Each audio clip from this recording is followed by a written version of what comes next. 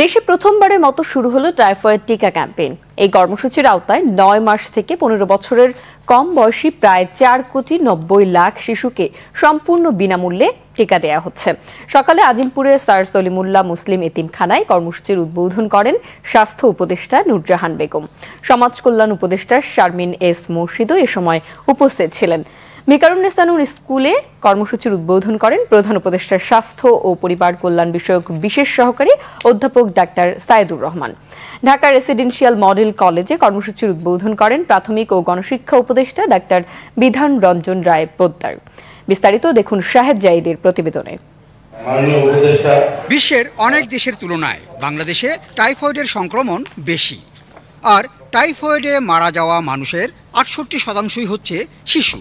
স্বাস্থ্য অধিদপ্তর থেকে পাওয়া এই তথ্য বাস্তবতায় শিশুদের টাইফয়েড থেকে সুরক্ষা দিতে প্রথমবারের মতো টিকাদান কর্মসূচি শুরু হলো দেশব্যাপী। উদ্বোধনী আয়োজনে স্বাস্থ্য উপদেষ্টা টাইফয়েড টিকা ক্যাম্পেইনে সহযোগিতার জন্য সবার প্রতি আহ্বান জানান। ৯ মাস থেকে ১৫ বছর বয়সী শিশু থাকবে, তাদেরকে আমরা ভ্যাকসিনটা দেব। কাজে আপনাদেরকে আমি সহযোগিতা চাই।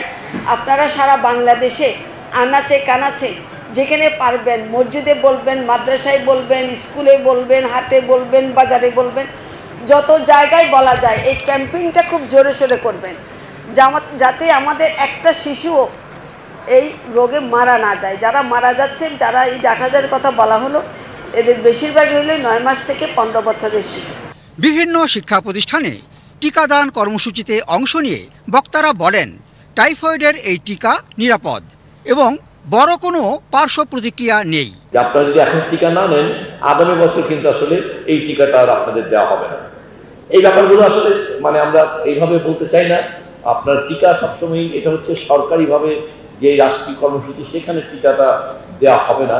এর মানে এই না যে আসলে টিকাটা আপনারা পাবেন না, কিন্তু তখন সেটা ব্যক্তিগতভাবে নিতে হবে। টাইফয়েড যে রোগটা, এটার বিস্তার ঘটে কিন্তু সবসময় খাবারের মাধ্যমে, পানির মাধ্যমে।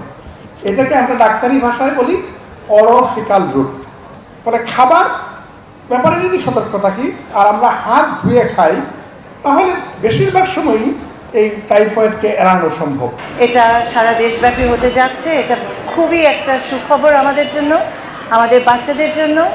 এবং আমরা বাংলাদেশ সবসময় এই টিকাদান ক্যাম্পেইনগুলো খুবই সফলভাবে করেছে। শিশুদের টাইফয়েড থেকে সুরক্ষা দিতে ১ মাসে এত বিপুল সংখ্যক শিশুকে টিকার আওতায় আনার উদ্যোগ দেশে এটাই প্রথম। আর এই উদ্যোগে স্বতঃস্ফূর্ততাও হয়ে ওঠে লক্ষণীয়। আমরা রেজিস্ট্রেশন করি না, এখন রেজিস্ট্রেশন করা হচ্ছে। রেজিস্ট্রেশনের জন্য দাঁড়িয়েছি টাইফয়েডের টিকা দেওয়ার জন্য। টাইফয়েড হলে শিশুরা অসুস্থ হয়ে যায়, তাই বলে টিকা দেওয়া উচিত আমাদের। টাইফয়েডটা যাতে আমাদের জ্বরটা যাতে না হয় আর আমরা যাতে ভালো থাকতে পারি, তাই আমরা টিকাটা দিয়েছি। আমরা যেন টাইফয়েডে আক্রান্ত না হই, সেই জন্য আমরা এই টিকাটা নিয়েছি। টাইফয়েডের এই টিকাদান চলবে ১৩ নভেম্বর পর্যন্ত এবং টিকা পেতে জন্ম সনদ বাধ্যতামূলক নয়, জানাচ্ছেন সংশ্লিষ্টরা। Shahed Zahidi, BTV news, Dhaka.